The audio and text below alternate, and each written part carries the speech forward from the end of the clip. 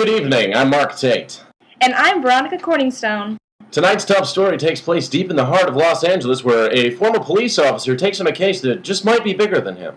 That's right, Mark. There has been a heated battle of rights going on between Jack Smith and the Los Angeles County Sheriff's Department. Let's go to our Asian correspondent, Trisha Takanawa, who now has the story. Thank you, Veronica. In this building behind me, there has been a heated battle of words, wills, and whatever else you may consider battling with today. Jack Smith, who has worked for the Los Angeles Metropolitan Authority for years, believes that he has taken a blow and isn't going down without a fight.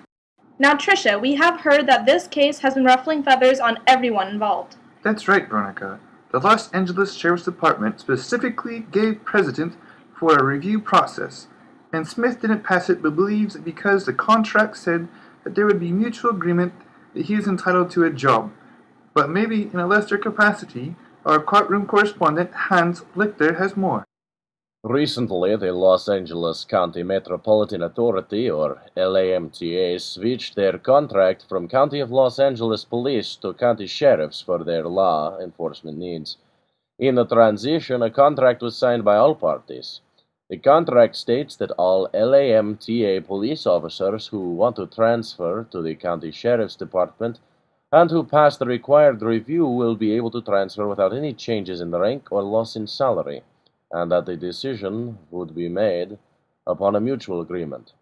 Jack Smith, a man who did not pass the review process, felt that no mutual agreement had been reached and that he had a right to a job with the county sheriff's department, perhaps in a lesser capacity if necessary, but a job still the same. The county sheriff's department's defense attorney brought up that because of California's Civil Code 3390 Subdivision 2, that the contract was unenforceable, as the code stated that there could be no obligation in employing another in personal service. Attempting to alleviate the pressure on the county sheriff's department to hire all those who did not pass the review process on the idea that the mutual agreement clause was in effect. Smith's attorney's rebuttal stated that the civil code was created in a time when big corporate mergers did not exist and employers hired very few employees. This fact does not allow the civil code to be used as a defense when a contract has been created between two parties in regards to job placement. Also, Civil Code 3390 Subdivision 2 refers to an agreement between an employer and an individual, such as one made between the Sheriff's Department and the employees of LAMTA. This contract does not specify one employee but blankets the entire LAMTA and cannot be used as a defense in rejecting Smith's employment. Smith's attorney further fired that in Section 2.1a, it is stated that, on the transfer date, all LAMTA police officers who elect to transfer to county and who have successfully passed the Sheriff Department's review process shall transfer to county without any change in rank or loss in salary.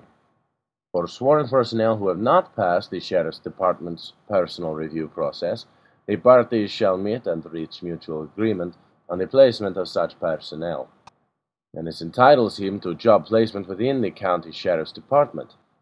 The county sheriff's department defense lies on the fact that this statement does not require placement of an employee who does not pass the sheriff department's review process.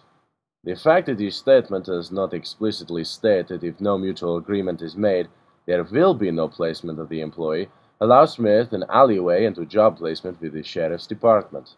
The interpretation of this section only confirms how employees who pass the test are dealt with, and a reasonable and logical conclusion of what will become of those employees who do not pass the sheriff's review process does not exist.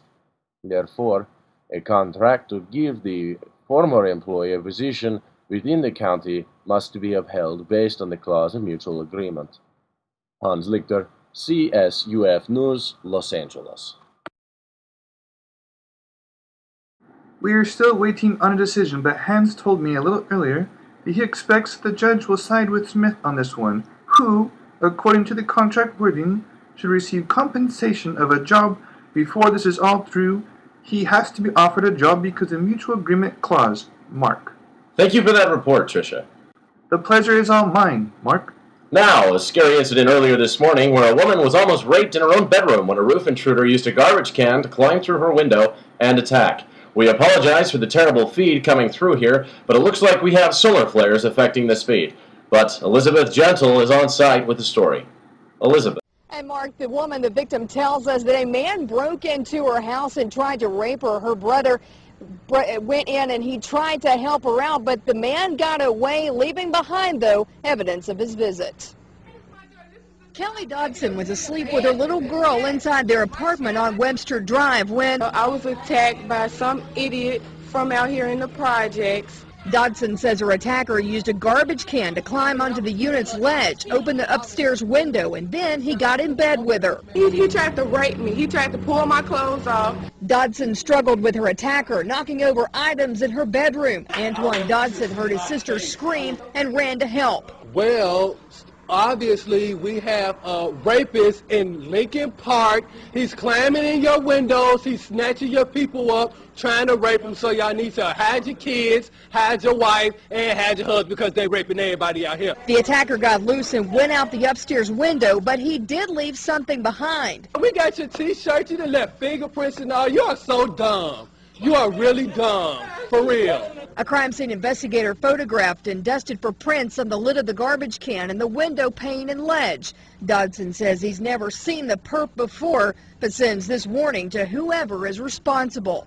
You don't have to come and confess that you did it. We're looking for you. We gonna find you. I'm letting you know now, so you can run and tell that, homeboy. Now, if you have any information on this crime, you're urged to call Huntsville Police Department. We'll have much more from the victims of that attack.